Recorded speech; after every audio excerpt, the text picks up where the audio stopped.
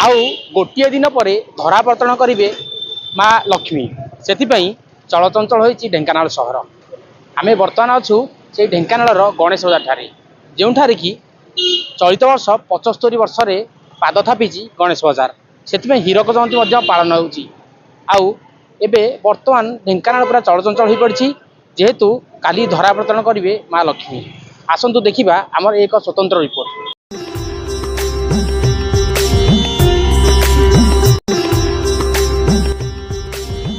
गजलक्ष्मी पूजा पाई चलचंचल ढेंकानाल सहर सारा खेलीगलाणी गजलक्ष्मी पूजार महक। चलित थर धूमधाम रे हेबाकु थिबा गजलक्ष्मी पूजा को नहीं उत्कंठा और उत्साह सहित अपेक्षा ढेंकानालवासी। सुउच्च तोरण सांगकु रंगीन आलोक झलसिब पूरा सहर।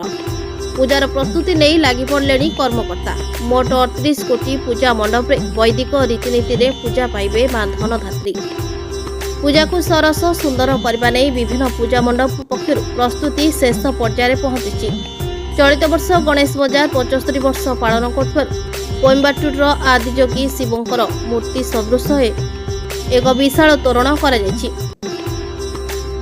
प्रतिवर्ष गणेश बजार नुआ ढंग से तोरण कर चलित वर्ष एपरी विशाल आकार क्रेन माध्यम तोरण निर्माण कर अन्य मंडप पक्षर व्यापक प्रस्तुति हस्तकला और हस्तशिल्प को आखि आगे रखी चलित वर्ष महिषापाट पड़िया पलिश्री मेलार आयोजन कर चलित मास 28 तारिख आरंभ हो आसंता मास 8 तारिख पर्यंत दीर्घ 11 दिन धरी चली रहिबो मांकर आराधना।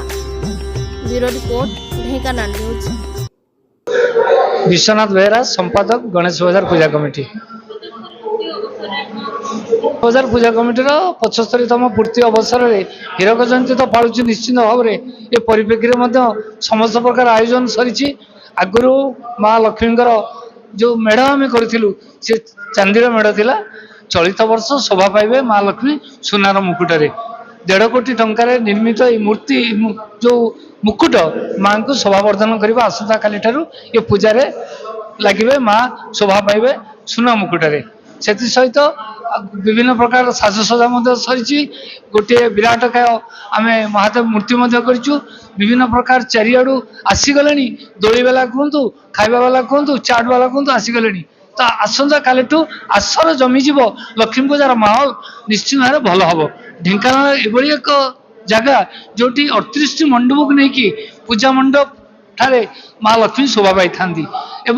आमर 5टी जगार गणेश बजार को मिसेकी मेढ़ चांदीर मेढ़ होची एवं सुना मुकुट 3टी जगार कराई।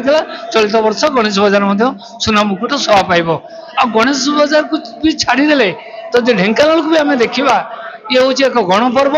ढेंकानाल पर्व सबु स्थान भारतर विभिन्न स्थान लक्षाधिक लोक आसती माँ को दर्शन करने।